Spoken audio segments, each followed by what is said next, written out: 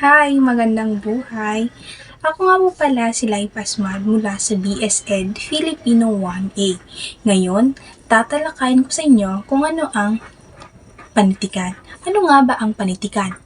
Ang panitikan ay ang pagsulat ng tuwiran o tuluyan at patula na nagsasalaysay ng buhay, pamumuhay, lipunan, pamahalaan, pananampalataya at mga karanasang kaugnay ng iba't ibang uri ng damdaming tulad ng pag-ibig, kaligayahan, kalungkutan, pag-asa, pagkapaot, paghihiganti, pagkasuklam, sindak at pangamba. Ito ay isang dahilan kung bakit pinag-aaralan ang larangan ng literatura sa mga paaralan. At alam nyo ba, ang panitikan ay may dalawang uri. Ito ay ang tuluyan at patula. At ang tuluyan ay itatalakay ko sa inyo. Ano nga ba ang tuluyan? Ang tuluyan o prosa sa Ingles naman ay prose. Maluwang na pagsama-sama ng mga salita sa loob ng pangungusap.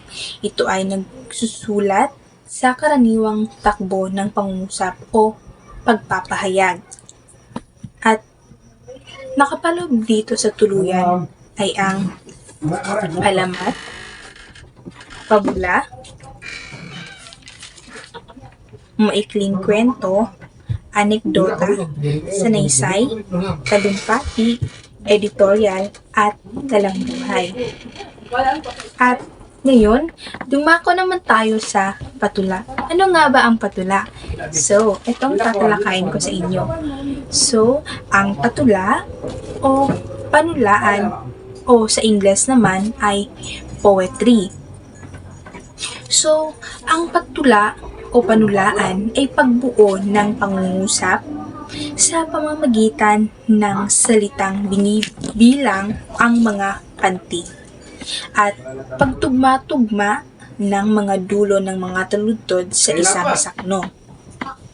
At ang mga halimbawa ng patula ay ang awit, korido, epiko, at balad.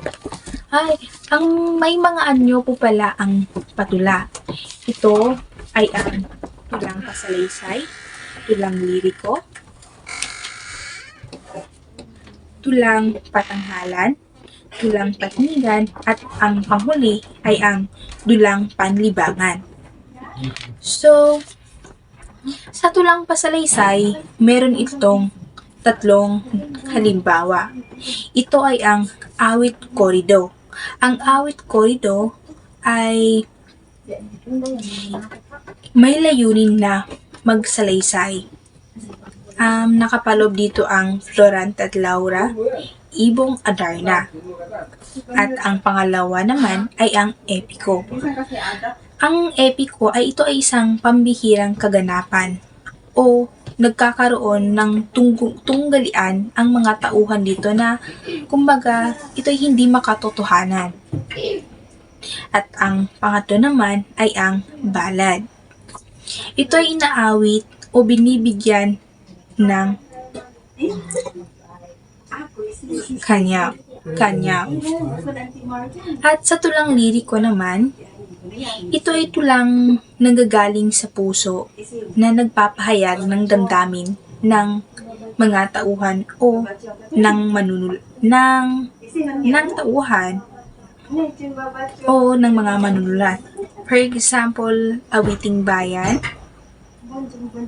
may kling tula para sa awitin ng pagmamahal, walang pag-asa o ang pangamba. Ang halimbawa nito ay ang soneto, elehiya, dalit, pastoral, at oda. So, dumako naman tayo sa kung ano nga ba ang soneto. So, ang soneto, isang tulang may 14 na taludtod na ito ay hingil sa damdamin at kaisipan at naghahatid ng aral sa mga mambabasa. For example, soneto ng buhay. At ang pangalawa ay erehiya, na kung saan ito ay nagpapahayag ng damdamin o guni-guni na may kamatayan. At ang pangatlo naman ay ang dalit. Pinupuri sa Diyos o mahal na Birhen. Pananampalataya ng isang tao. At ang pang-apat ay ang pastoral. Ang layunin nito ay ang maglarawan ng tunay na buhay ng mga taong nasa bukid. At ang pang-anim ay ang oda. Ang oda ay nagpapahayag ng pagpuri sa isang tao. At dumako naman tayo ngayon sa tulang patanghalan. Ang tulang patanghalan ay meron itong 5 halimbawa o mayroon itong 5 nakapaloob dito. Ito ay ang komedya, melodrama, trahedya, parsa at sainete. Ang komedya ay nagpapahayag ng kasiyahan o pukawin ang mga manonood. Ang melodrama naman may awit at musika o kombinasyon ng drama-awit na ginagamit sa musical opera. At ang pangatlo ay ang trahedya. Naghahantong kung saan ang pangunahing tauhan ay namamatay. At pang-apat ay ang parsa na may layunin magpasiya sa mga madla. At ang pang-5 ay ang sainete. Ang paksa ay karaniwang pag-uugali ng tao sa isang pook. Yun lamang po ang mga nakapaloob sa tulang patanghalan. At dumako naman tayo ngayon sa tulang patnigan. Ang tulang patnigan ay may 2 uri or may 2 nakapaloob dito. Ito ay ang karagatan at duplo. Ang karagatan batay sa alamat na ang prinsesa ay sadyang inihulog ang kanyang singsing sa dagat at ang duplo naman ay humahalisa sa karagatan, paglisan sa pagsasalita.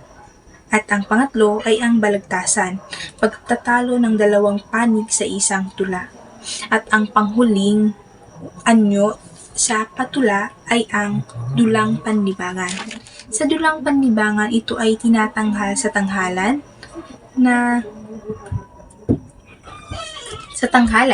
at ang dulang panlibangan ay may 6 na halimbawa o may mga nakapaloob na 6 dito. Ito ay ang Hibang o ang Kastila na kinalaman sa pananampalataya ng Birhen o ang Birhen Elena.